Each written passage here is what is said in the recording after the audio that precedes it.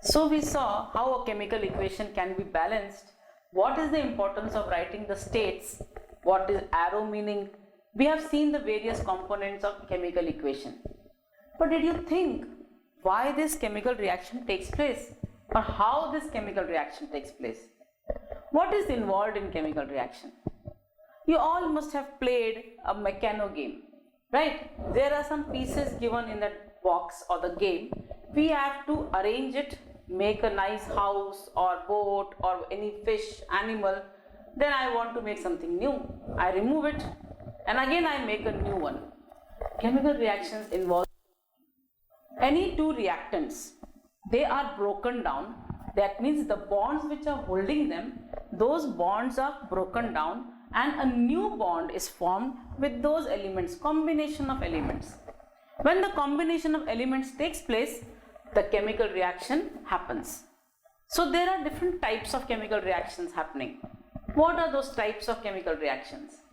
There are some which I have listed here. First, which we are going to learn is combination reaction.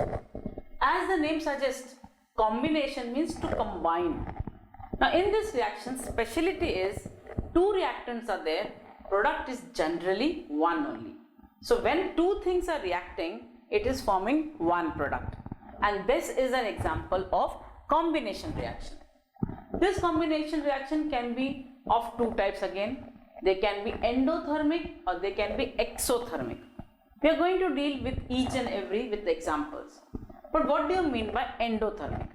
Now when I said there are two types, so these are the endothermic and exothermic. Now again from the word we can make out. Endo means inside. Thermic means heat. When the heat is absorbed during the chemical reaction, that type of reaction is called as endothermic. Endo means inside, thermic means heat. Exothermic, exo means giving out and thermic against means heat. Then when the heat is given out, that reaction is called as exothermic reaction. So in combination reaction, we are going to learn which two types of reaction or which two type of reactants are making one product, what are the examples of it, and what are the two types of endothermic combination reaction. One is endothermic, one is exothermic. Then we will come to know the second type of reaction, which is called as decomposition reaction. Decompose means to break down. Decompose word means to break down. So in these type of reactions, we are going to see that if I take one reactant and I heat it, or if I give electricity, or if I give light, how does it break down? Okay, and when it breaks down, then it is called as decomposition reaction. In simple terms, here one reactant is there and more than one or two products are there. That is called as decomposition reaction. Third type of reaction which we are going to learn is displacement reaction. Displace means removing it from its original place. If I am asking two students to exchange their places, that means one is displacing its own place. That means again the one thing is getting displaced by others. In this type of reaction, we are going to see that how a more reactive element displaces a less reactive element, and this is called as displacement reaction. The fourth reaction which we are going to see is called as double displacement reaction. Displacement is taking place but two times. So here generally we are going to see exchange of ions between the reactants. That means again two elements are getting displaced from its own places at a time, and that is why it is called as double displacement reaction. And the last type of reaction which we are going to see is oxidation reduction, or it is also called as redox reaction. Oxidation, that means when the oxygen is given and hydrogen is taken out, but this is called as oxidation.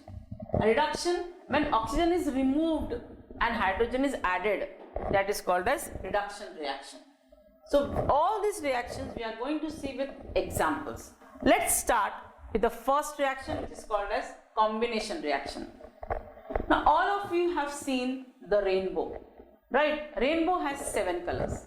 Now if I take those 7 colors in a disc and I remove that disc, if disc is taken, disc means any circular thing you can take, give them 7 colors paint, just paint it with 7 colors and move it very fast. What will you see? Will you see 7 colors? You will not see 7 colors. You will see only white light. That means those 7 colors have merged and it appears to us as white color. Similarly, if I take red color and if I take white color, I mix it. You all do paintings, you know that if I mix red color and if I mix white color, I'll get a pink color. That means I am trying to combine 2 colors to make a new color, that is pink color. Same way, in the combination reaction, 2 reactants will be there which are combining with each other. Now what are the examples which we can make out? Let's see. First example, which we are very easy to understand, Fe plus S, that means iron plus sulfur. If I take 2 reactants, iron and sulfur, I get FeS, that means ferrous sulfide or iron sulfide. What is, as I told you, the condition is 2 reactants are there, 1 product is formed. It's a very simple example of combination reaction. Then if I take water and carbon dioxide, these are the 2 reactants. These 2 reactants are water and carbon dioxide. If they react, they form a product which is called as H2CO3. This is called as carbonic acid. Again, these 2 are combining, forming 1 product. So these are the examples where combination reaction is seen. Another example, simple. Carbon, any form of carbon, when it is heated, it reacts with oxygen, giving out carbon dioxide. This is also example of combination reaction. Now there is another example. All of you have seen plaster of Paris. Now what is plaster of Paris? It's a product which is generally used to make the statues or the false ceilings are made from plaster of Paris. This plaster of Paris is made from what? It is made from a product which is known as gypsum. Gypsum is Gypsum, gypsum. Now what is the formula of gypsum? It is CaSO4 2 times dot H2O. This is gypsum. Now when this gypsum is added with water, it forms plaster of Paris. This plaster of Paris is, the formula is twice CaSO4 dot H2O. Now this is also a combination reaction. You can see the difference. This is CaSO4, whole thing twice attached with 1 molecule of water. Here CaSO4 H2O is whole thing here twice it is written, and that is plaster of Paris. Difference is that plaster of Paris, on reacting with water, it becomes very hard, and so it has to be protected in an airtight container in the form of gypsum. This is also an example of combination reaction. Now what are endothermic and what are exothermic reaction? There is an activity given in 2.9, that is 2.9 activity on page 15. The activity tells us, take 100 ml of distilled water in 2 bottles. 2 plastic bottles you will take, and in each plastic bottle you will put 100 ml of distilled water. In 1 bottle you will put NaOH, that means sodium hydroxide, and in other bottle you will put KNO3, that means potassium nitrate. I'll just tell you the example. 2 bottles are taken.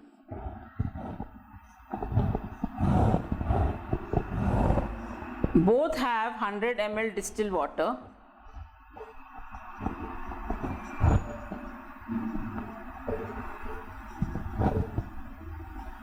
Now here add KNO3, that is potassium nitrate, and to this add NaOH. After few seconds, if you touch this, you shake it well, after a few seconds you touch it, you will find this bottle becoming cold. and this bottle becoming hot. Now what can be the reason for it? I had told you endothermic reaction means the heat is absorbed. So KNO3 plus water, it absorbs large amount of heat and it becomes cool. Very cold it becomes. But when I add NaOH in this 100 ml distilled water, it gives out heat, and that is why this type of reaction will be known as exothermic reaction. So the reaction which absorbs heat is called endothermic reaction, and the reaction which gives out heat is called as exothermic reaction. These are the two types of reactions which can be included under combination reactions. We were talking about exothermic and endothermic reaction.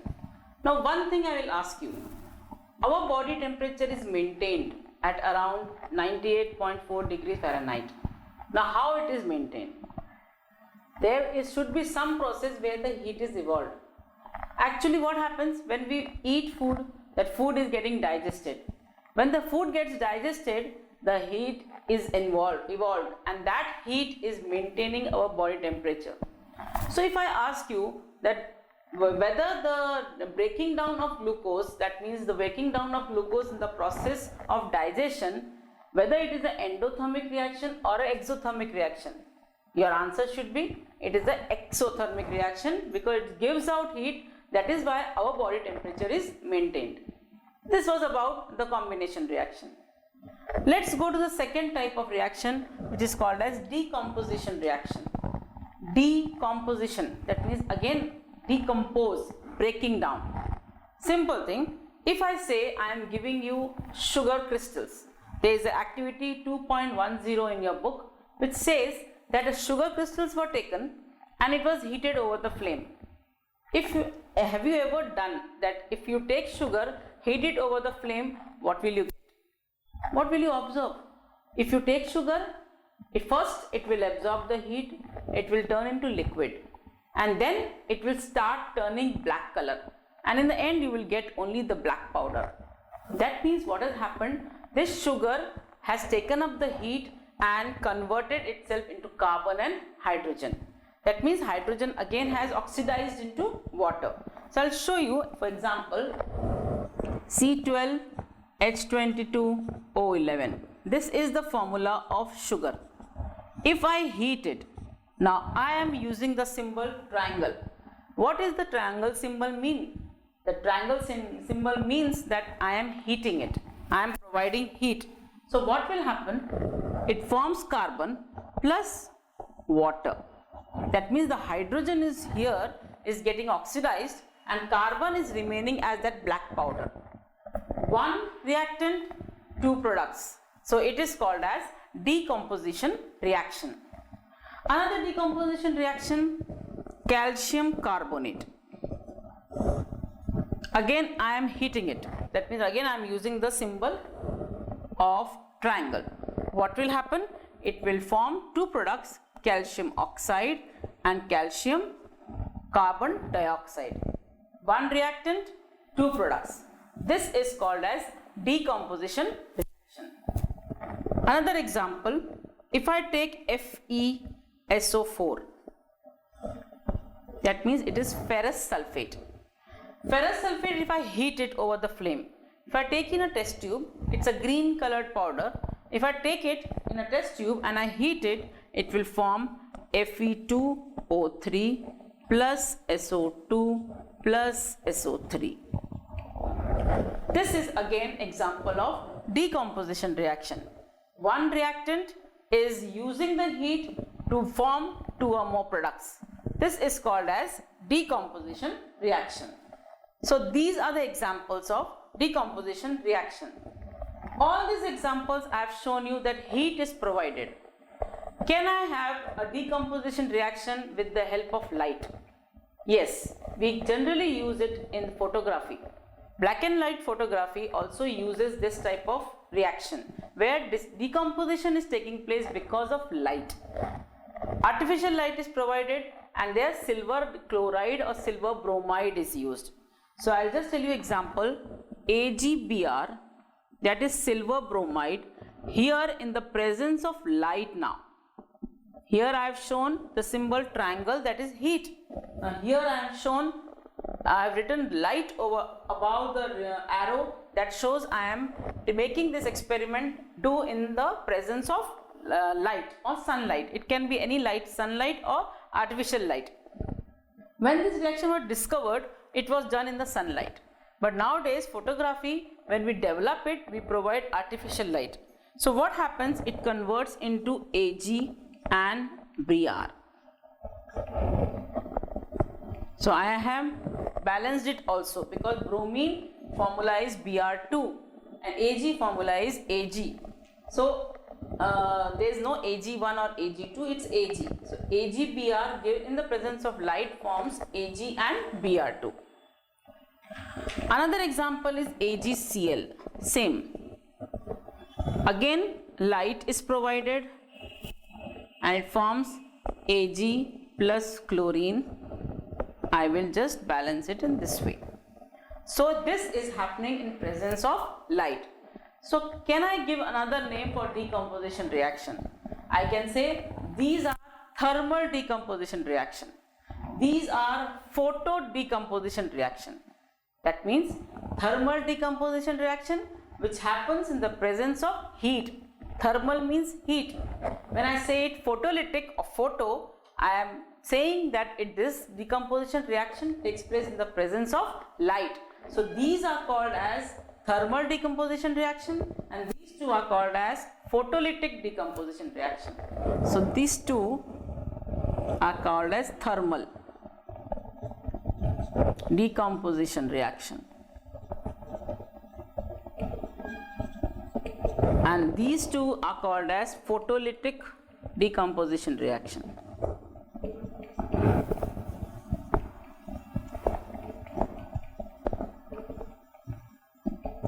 So whatever we are using to decompose, we can write it. If we are using heat, we can write thermal. If we are using light, it can be called as photolytic decomposition.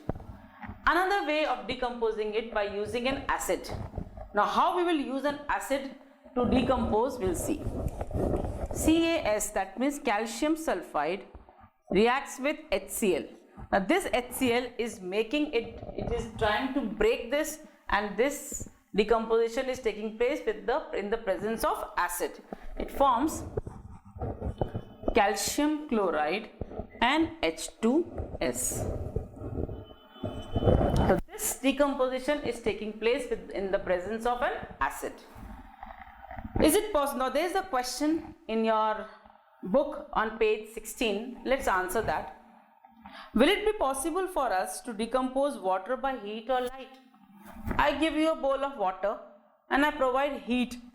Will I able to decompose it? That means will I able to change this hydrogen into water into hydrogen and oxygen? Can I just decompose it by light? No. Just by heating it? No. Can I use it with electricity?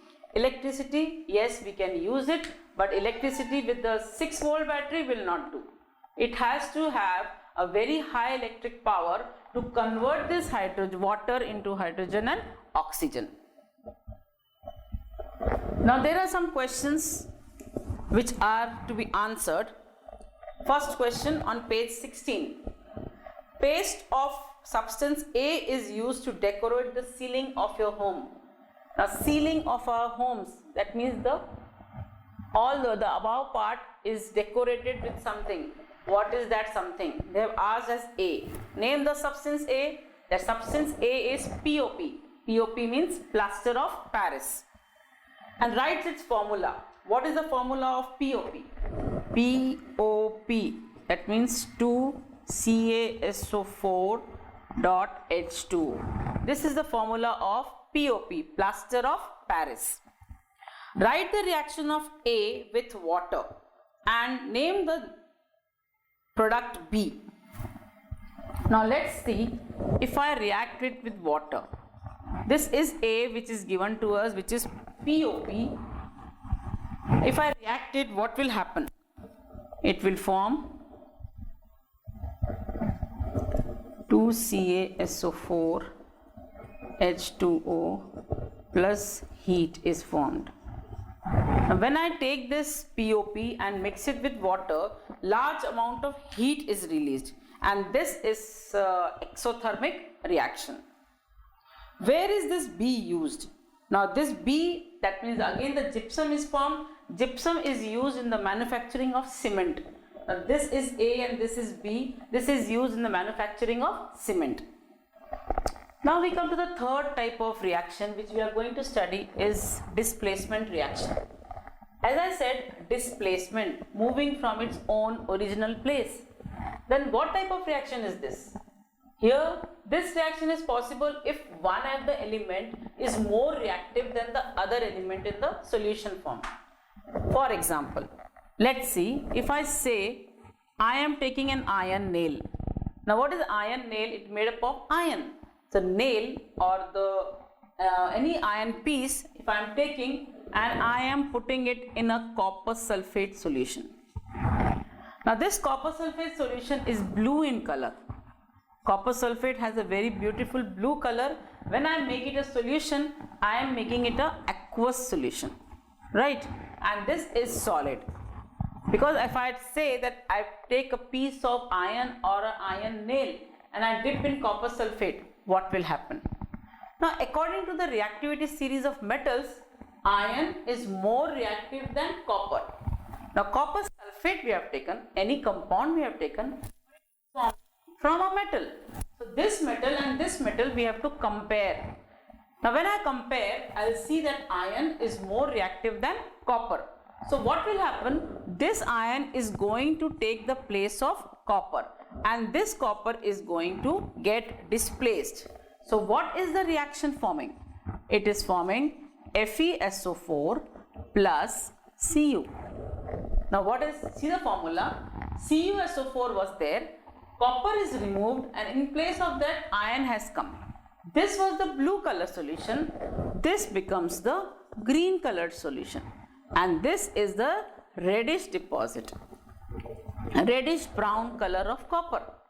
So when I see this nail which was put in copper sulfate, you will see that if I put a nail like this, fresh nail, new nail in a copper sulfate solution, this is copper sulfate solution, this is iron nail. So what I will see that this color blue changes to green color. As I said, this blue copper sulfate changes to green color, that is because of iron sulfate or ferrous sulfate. And on this I will see that some brown color deposit has formed and that brown color deposit is because of copper which has come out. Another example which we can say, instead of iron, if I take zinc, what will happen?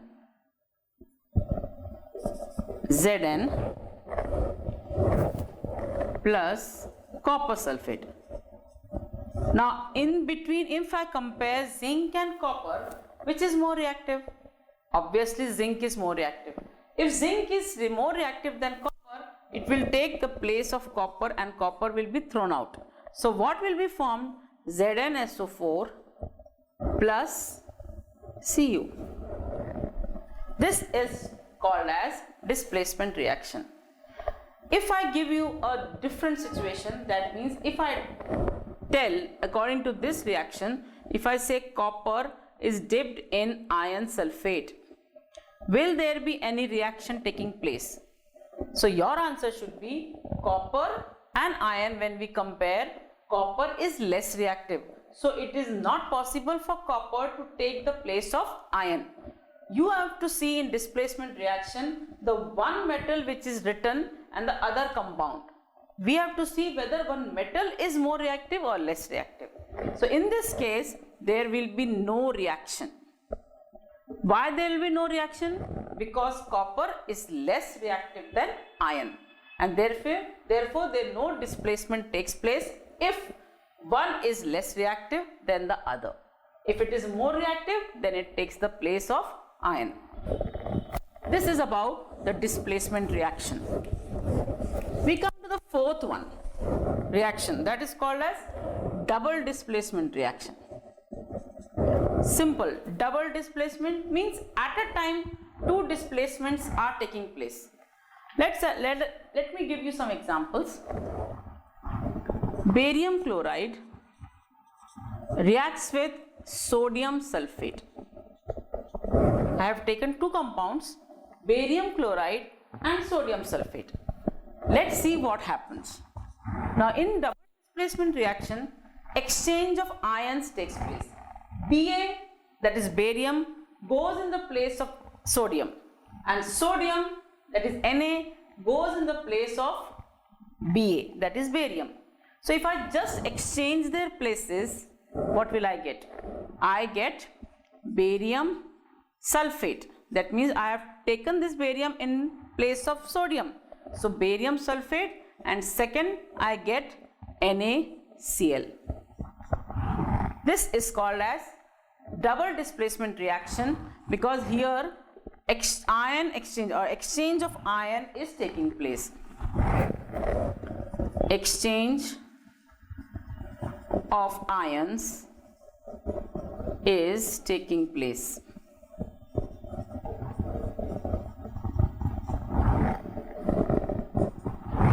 Now here nothing has happened. Ba and Na simultaneously they have exchanged their places, and therefore exchange of ions have taken place. Therefore this is called as double displacement reaction. Another example of double displacement reaction which is given in your book is CuCl2 plus Ki. CuCl2 copper chloride, Ki potassium iodide. Potassium iodide and copper chloride. What will be formed? Cu(I2), that means copper iodide, and KCl, that means potassium chloride. What has happened in this reaction? This is copper chloride, this is potassium iodide, this is copper iodide, and this is potassium chloride. Copper has taken the place of potassium. Potassium has taken the place of copper. Only exchange of ions have taken place, and this is called as double displacement reaction. This is in the form of a precipitate. That's why I have shown with the arrow pointing downwards. This is a precipitate, and therefore this copper iodide and potassium chloride is formed. Another example is AgNO3, that is silver nitrate. Ag stands for silver. Silver nitrate and sodium chloride. Again, silver will take the place of sodium, sodium will take the place of silver. So what will form? NaNO3 plus AgCl. So these are the examples of double displacement reaction where at a time two exchange of ions is taking place. Displacement is happening two times. So that's why it is called as double displacement reaction. Because it forms precipitate. Now here also it is forming precipitate, and here also it is forming precipitate. So these, and here also it is forming precipitate. So this type of double displacement reaction where precipitate is formed also is known as precipitation reaction.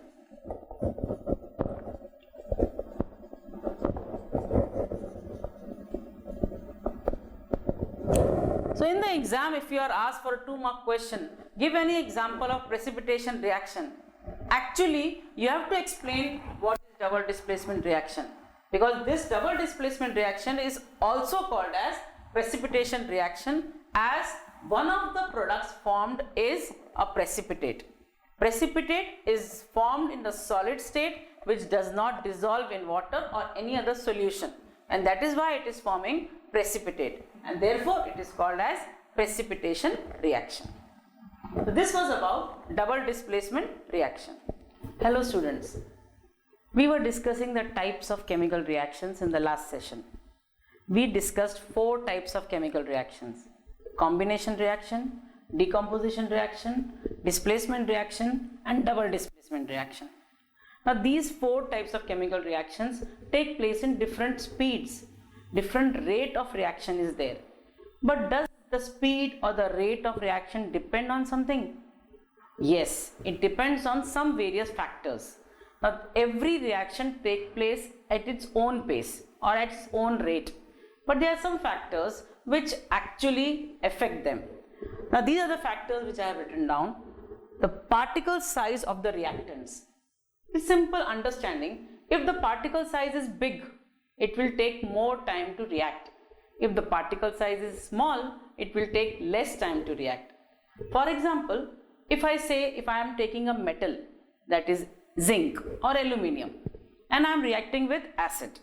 So what should your reaction be? Reaction should be, it will form salt and hydrogen gas. But if I take big pieces of zinc or big pieces of aluminium, I will see the reaction is not going so fast because the particle size is not so small.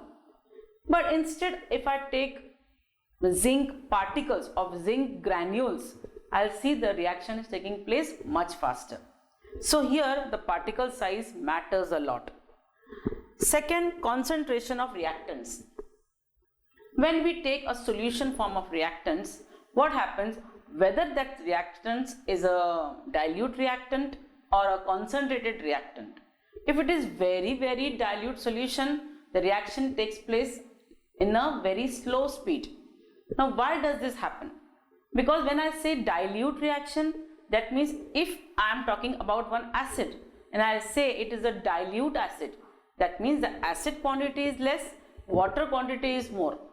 So the reaction will go slow because the acid quantity it is getting less. But if I say it is very concentrated solution, that means that much amount of salt or acid is more and amount of water is less. So it depends on what concentration we are taking the reactants to be. Third, what is the nature of reactants or reagents? Now, what is a reagent? Reagent is a chemical which is in a liquid form which is reacting with the reactants. And what is the nature? It depends on the nature, whether the nature of the reactant is acidic or basic or neutral. So it depends on the nature of the reagent. Fourth, conditions of reactions. Now we saw that whenever any conditions are there, we write either on the upper side of the arrow or on the lower side of the arrow. But what is this condition? It can be heat, it can be light, it can be electricity, it can be atmospheric pressure, it can be normal pressure, it can be in presence of catalyst. So it matters a lot. What does catalyst do? It increases the speed of reaction. So it alters the speed of reaction. So whatever conditions are required, if the conditions are present, then it has to be mentioned above the arrows and below the arrows, and it matters in the speed of reaction. So these are the four major reasons or the factors which increase or decrease the speed or rate of reaction to be taking place. Now this was about the types of reactions or types of chemical reactions. There is another type of chemical reaction which is called as oxidation and reduction. In short, when we combine this oxidation reduction, we say it is a redox reaction. Now what is a redox reaction? First we will try to understand what is oxidation and what is reduction. Now simple example if I give you, I say copper reacts with oxygen of the air. When copper is heated, it reacts with oxygen of the air, it forms copper oxide. When oxygen is given to add to a substance and oxygen gets added to a substance during a chemical reaction and it forms its oxide, we say oxidation has taken place. So this is a type of oxidation reaction. Same way, if I say Al, that is aluminium, reacts with oxygen, it forms its oxide Al2O3. This is also oxidation reaction. Oxidation formula, or if I say what is the definition of oxygen, addition of oxygen and removal of hydrogen is called oxidation. At the same time, if I am adding an oxygen but I am removing hydrogen, that is coming under oxidation. Then what is reduction? Reduction means, you know, from the English word reduction means to reduce something. So how to reduce? Now here in the same example, if I take this copper oxide and react with hydrogen, or hydrogen gas is passed over copper oxide. Now what will form? It will form copper and water. So what is happening now? This CuO, we are removing the oxygen from CuO, or the oxygen is getting removed from CuO or copper oxide. That means I will say copper oxide is getting reduced. So if I will say like this, I can show that this here reduction is taking place. Right? So when anything or oxygen is removed from a substance, that is called as reduction. And if oxygen is added to a substance, it is called as oxidation. In this same reaction, I have seen that copper oxide is reduced to copper. Now, what has happened to water? Water has got this oxygen and it has got oxidized. Now, here hydrogen has got oxidized to water, and this is called as oxidation. So, in one type of reaction, CuO plus H2, we saw both reduction and oxidation. What is getting reduced? Copper oxide is getting reduced. What is getting oxidized? Hydrogen is getting oxidized to water. So in one reaction, I can see oxidation also and reduction also, and that is called as redox reaction.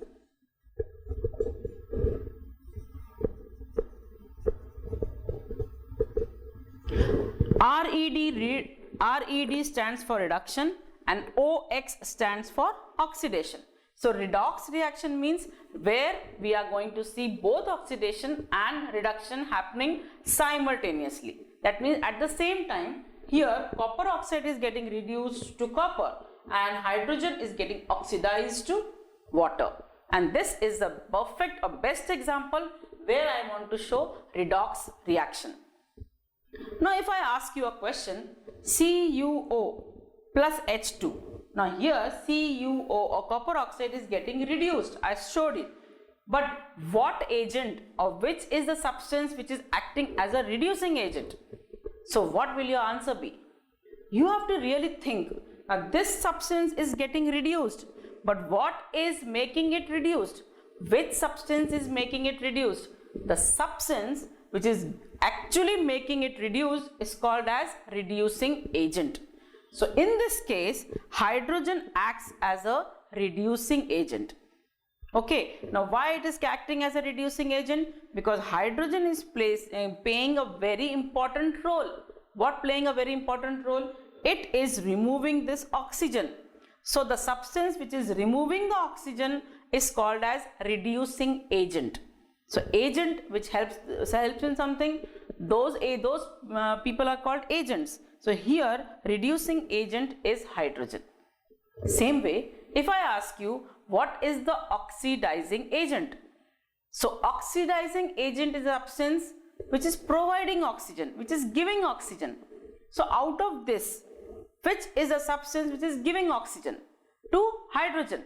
Now this substance CuO is giving oxygen to hydrogen, and therefore this substance is called as oxidizing agent. I'll just write down and show you properly.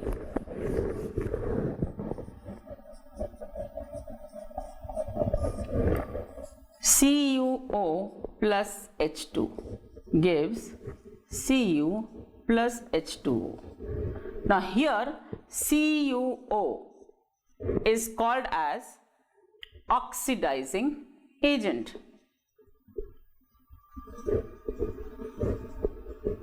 Correct. Why it is called as oxidizing agent?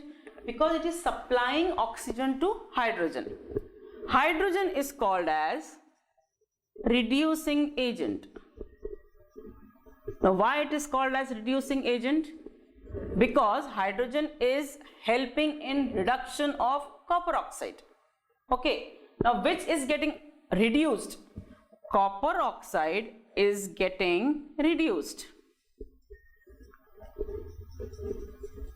As I showed you, copper oxide is getting reduced. So I can show you that it is getting reduced here.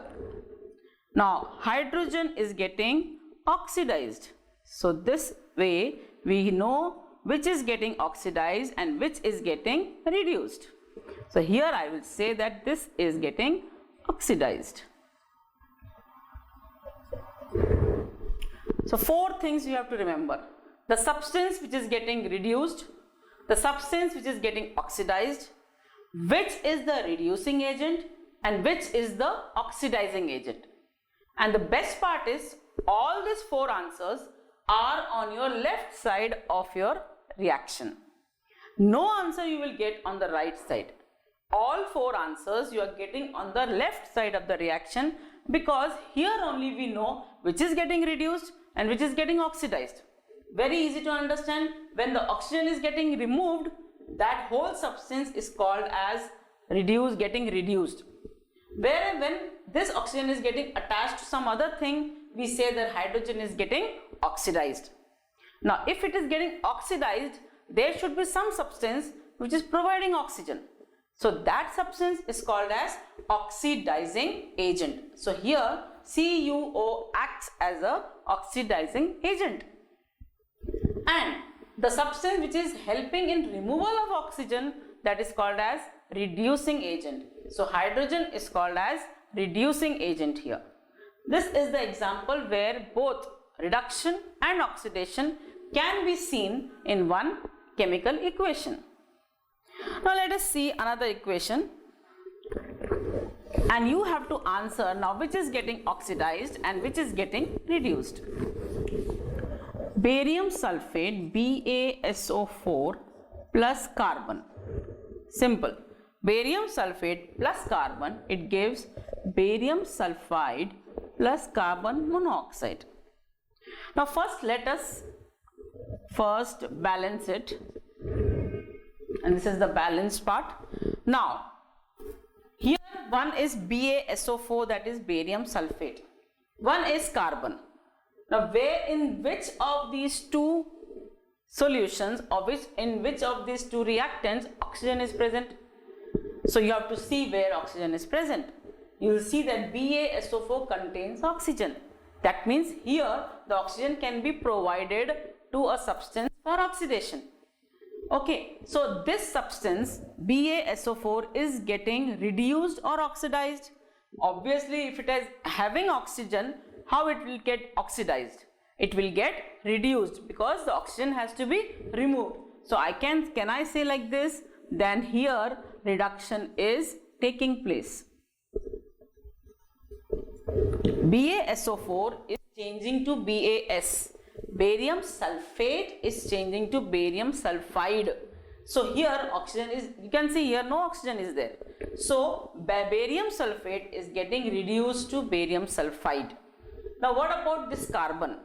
Now carbon has got this oxygen, so it is forming carbon monoxide. So I can say that carbon is getting oxidized. So here we see the process of oxidation. Very simple to understand. From wherever oxygen is coming out, that substance is getting reduced. Wherever oxygen is getting added, that substance is getting oxidized. Now, as I said, barium sulfate is getting reduced. But now, which is the reducing agent for barium sulfate? Carbon is acting as a reducing agent. So I can say that carbon is reducing agent. What about BaSO4? BaSO4 is providing oxygen. So it is the oxidizing agent. So all 4 answers we have got from the left hand side of the chemical equation. First, what is getting reduced? Your answer is barium sulfate is getting reduced. What is getting oxidized? Your answer is carbon is getting oxidized. Which is the oxidizing agent? See, wherever oxygen is present, that whole thing is called as oxidizing agent. So barium sulfate is called as oxidizing agent. Now here you cannot say oxygen of this, oxygen of barium sulfate. No, when one compound is present, from that compound oxygen is coming out. So it is called, whole thing is called as oxidizing agent. And this carbon, because it is helping in removal of the oxygen, it is called as reducing agent. So again, in this reaction, we have seen both type of reactions, oxidation and reduction. Let us see another type of reaction. Same example, H2S plus SO2. Now what is H2S? H2S is hydrogen sulfide. SO2 is sulfur dioxide. Now here it is going to form sulfur and water. After reaction, it is going to form sulfur and water. I have balanced it first. Always you have to balance it and then start your work. Now see this reaction. Hydrogen sulfide reacts with sulfur dioxide. It forms sulfur and water. Now we'll go step by step. Now what is happening? Hydrogen sulfide, here hydrogen is getting reacted with oxygen, therefore it is forming water. So this substance, hydrogen sulfide, is getting oxidized here. So oxidation is taking place where oxygen is getting added. Oxygen is getting added to water, that means water is formed, oxygen is getting added to hydrogen. And what about sulfur dioxide? Now here sulfur dioxide, oxygen is removed. So when oxygen is removed, it is called as reduction. So two things we have to see. Oxidation is also taking place, reduction is also taking place. Oxidation, why? Because H2S didn't have any oxygen, it got oxygen and it formed water. So from where it got oxygen? It got oxygen from sulfur dioxide. Therefore H2S has got oxidized and formed H2O. Now SO2. Now this is sulfur dioxide. That means here sulfur is attached to oxygen. Now this oxygen has to be separated. When it has to be separated, reduction takes place. It is reduced and therefore SO2 becomes S and this is the reduction. Now in this case, which is the oxidizing agent? The agent which is providing oxygen is called oxidizing agent. So SO2 is oxidizing agent.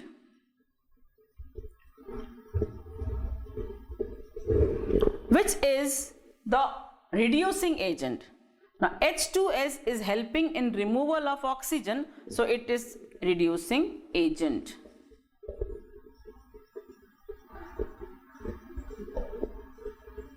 So these were some examples of oxidation and reduction.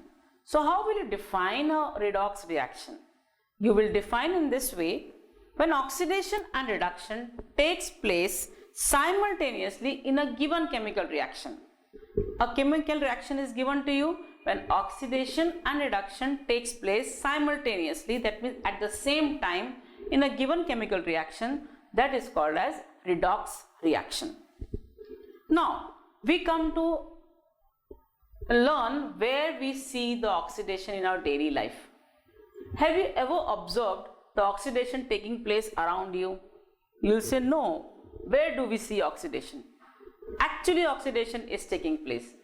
Where? But this oxidation which I am trying to tell you now is taking place in the moist air. And did you get the hint? We see iron particles around us. What is happening to that iron particle? Iron particle is made from iron, and that iron goes on reacting with oxygen of the air in the presence of moisture, and it forms an oxide which we know as rust, and therefore we say that that process is called rusting process.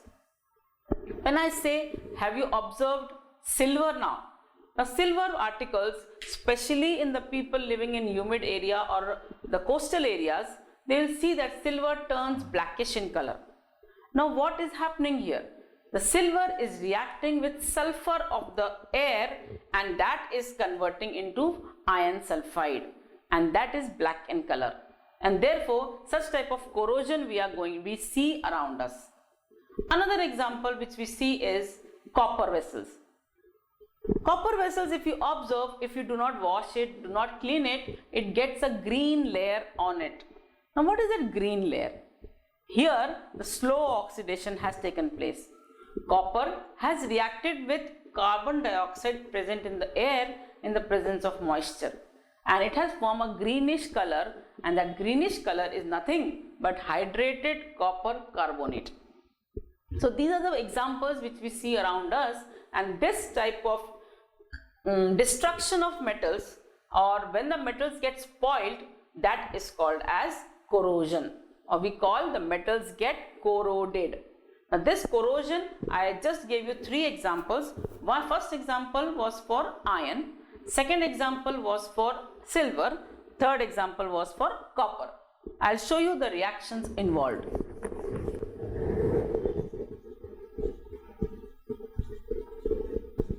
So we are talking about a word which is called as corrosion. Now what is corrosion? As I said, when the metals get destroyed or destructed due to presence of moisture, presence of oxygen, presence of carbon dioxide, presence of acid in the air, it gets spoiled. And when it gets spoiled, it is called as corrosion. And this corrosion actually destroys number of articles, number of bridges, number of things which are big huge machineries which are made from ions. It gets destroyed very easily. There are some methods to prevent this oxidation also. Now we are going to learn about the methods, but first we'll see what type of reactions are taking place. Iron article reacts with oxygen and in the presence of moisture. Now what is moisture? Moisture is presence of water. So this, it forms Fe2O3 XH2O. Why X? Because how many number of water molecules get attached depend on the humidity level. So but this is called, in general, it is called as rust. So I'll say in common words, iron gets corroded or iron gets rusted because it forms a product which is called as iron oxide, and this iron oxide is reddish brown in color. If you see outside in your house also, grills are present. It is not new iron. You will see it has turned into blackish reddish color. Why? Because it is having a layer of rust on it. Now what has happened, how the silver gets corroded? Silver formula Ag. It gets corroded, that means it gets a black coating on it because it reacts with sulfur part of the air. Now where is sulfur present in the air? Sulfur is present in the air as pollutants. Sulfur dioxide, sulfur trioxide, sometimes acids are there in the which comes down in the form of acid rain. So that is also containing sulfur. So that sulfur reacts with the silver, it forms AgS and it forms a black coating.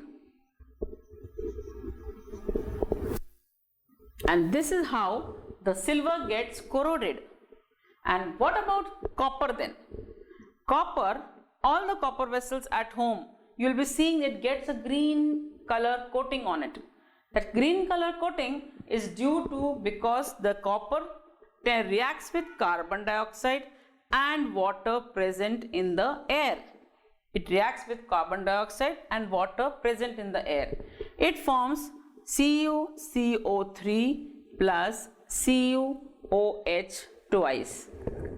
That means it forms a compound which together gives a green coating over it. And this is called as copper carbonate and copper hydroxide. This is how the elements or the metals which we use in our daily life gets corroded. Now what to do to prevent this corrosion? Simple thing, iron can be painted, iron can be greased, it can be oiled, or it can be changed into alloys. Now alloys, best example of alloy in homes when we use is the steel. Stainless steel which we use in homes, that means in vessels, we are all cooking and eating in steel vessels. The steel vessels, they do not rust. Now why are not rusting? Because iron is main in that. Along with iron, some other elements are added. Other elements like cobalt, nickel, manganese, these are the elements which are added in the iron which prevents the rusting part. This is how we can actually prevent the corrosion. Another way is galvanization. What is galvanization? You have heard in smaller classes. It's the coating of zinc over metals. Now what happens? This zinc, if it is coated, it doesn't allow the oxygen to react with the metal, and for long it stays very good condition. It does not rust. Now what about the alloying? Which type of alloys we see? We see stainless steel, as I said. There is a brass material which is also used for making various sculptures. Then bronze is present, which is also used for various making articles. Why it is alloyed? Because we do not want the rusting or the corrosion to take place. Now there is another metal, aluminium. We are using big kadhais at home. You must be seeing kadhai is used, pressure cooker, all this are made from aluminium. What is the specialty of aluminium? There is one very good quality or very good characteristic feature of aluminium. Aluminium reacts with air, right? Like what iron reacts with air or oxygen, aluminium also reacts with oxygen. It forms aluminium oxide. Now this aluminium oxide actually now prevents the further oxidation, and this is the peculiar quality. Once an oxide layer is put over the aluminium, further corrosion is stopped. So nowadays what they are doing, they are actually, with the help of electricity, they are putting an aluminium oxide layer over these vessels so that further oxidation does not take place. And that's why years and years goes on. Your kadai and your pressure cooker, frying pan, which is made from aluminium, will not turn blackish in color. Even if they turn little slightly blackish, it can be very easily cleaned with soap. So this is the advantage of using aluminium vessels. Now we are talking about corrosion, we are talking about oxidation. Now does oxidation happen in food? Have you observed oxidation taking place in food? Now you will say, how oxidation can take place in food? But yes, foods, that is the food contains fats, oils.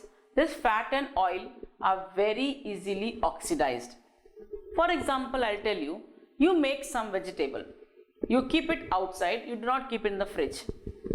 After some few hours, you may not be able to eat that vegetable, cooked vegetable. Can you tell me why? Now this vegetable had fat in the form of oil, or sometimes we make or we cook in ghee also. That is also a fat. Now what these fats gets reacted with oxygen of the air, and it gets oxidized, that is broken down. Once it gets broken down, it starts smelling, and that's why when we keep food outside, we forget that we have kept the food outside, we have not kept in the refrigerator. It starts smelling, the taste differs, it becomes bitter, and if I touch it, it becomes very slimy. So these are the signs that your food is spoiled.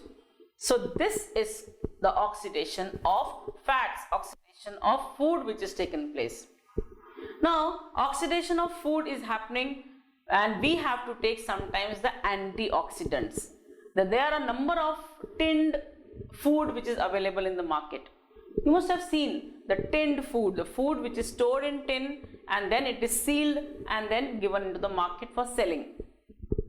Now, do you think that it will last for years and years because we have put it in the airtight containers? No. What we have done, we have only prolonged the oxidation of food. Prolonged means we have just not allowed the oxygen to react with the food, as it is sealed. Inside there is no air, all vacuum. But there are chances that some cracks may take place and air may go inside. So we have only prolonged and we have not allowed air to react for some time. That's why always this tinned food have shelf life. Shelf life means what? You must have seen expiry dates is written. Expiry date of 6 months, 8 months, 4 months, it's written. On every product expiry date is written. Because we know how much time this food can remain in this condition. If it is a liquid food, it will not remain for more than 15 days. If it is a dry fruit, yeah, maybe it will remain for some days, few months, but not more than that. So here we are trying to prolong the oxidation of fat.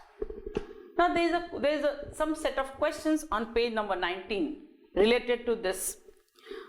Find out some names of natural antioxidants. Now first, what is an antioxidant? If I eat fruits and vegetables and dry fruits, actually I am providing my body with some type of chemical which is preventing the oxidation of fats.